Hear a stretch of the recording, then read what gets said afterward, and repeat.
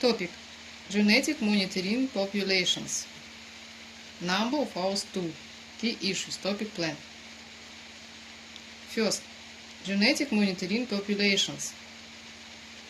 Second, status of genetic monitoring in science. Third, genetic monitoring in natural resource. The purpose of the lecture: study the genetic monitoring populations. Genetic monitoring is the use of molecular markers to identify individuals, species or populations, or 2. To quantify changes in population genetic metrics, such as effective population size, genetic diversity and population size, over time. Genetic monitoring can thus be used to detect changes in species abundance and/or diversity, and has become an important tool in both conservation and livestock management.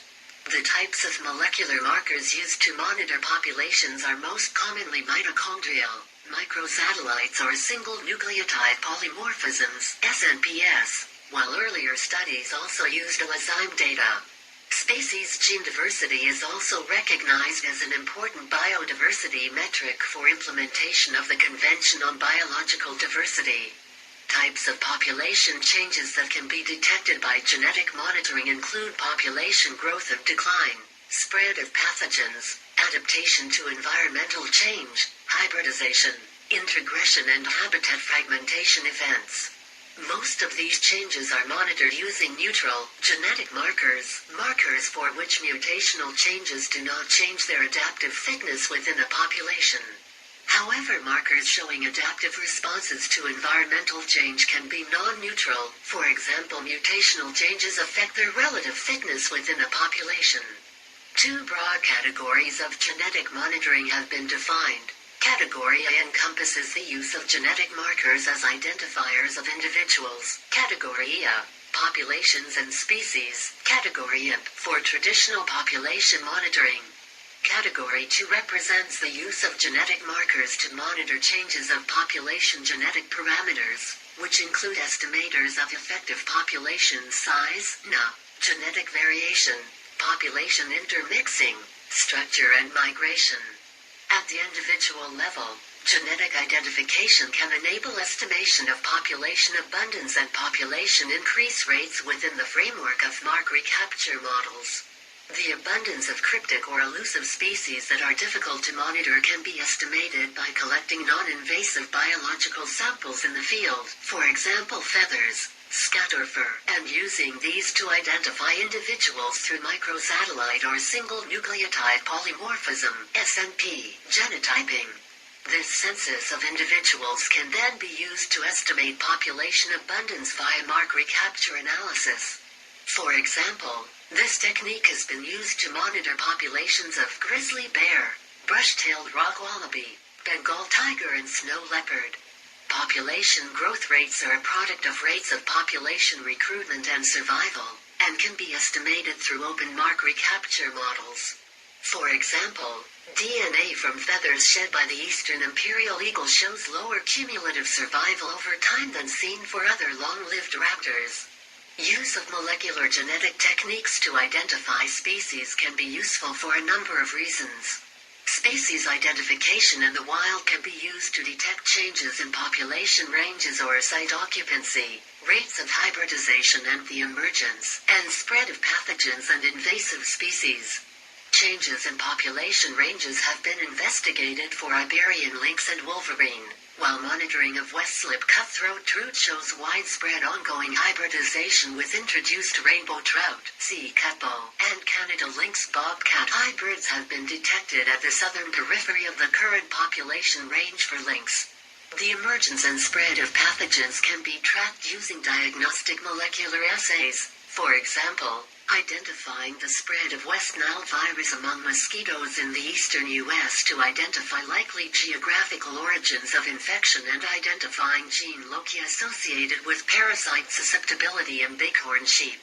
Genetic monitoring of invasive species is of conservation and economic interest, as invasions often affect the ecology and range of native species, and may also bring risks of hybridization, for example for copepods, ducks, barred owl and spotted owl, and Lesepsian rabbitfish. Species identification is also of considerable utility in monitoring fisheries and wildlife trade, where conventional visual identification of butchered or flinced products is difficult or impossible. Monitoring of trade and consumption of species of conservation interest can be carried out using molecular amplification and identification of meat or fish obtained from markets.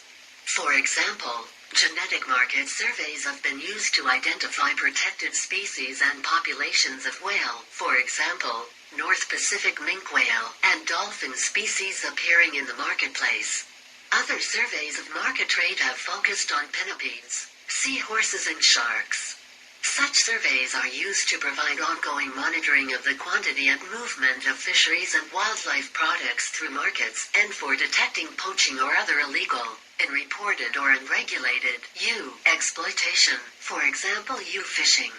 Although initial applications focused on species identification and population assessments, market surveys also provide the opportunity for a range of molecular ecology investigations including capture-recapture, assignment tests and population modeling. These developments are potentially relevant to genetic monitoring category 2.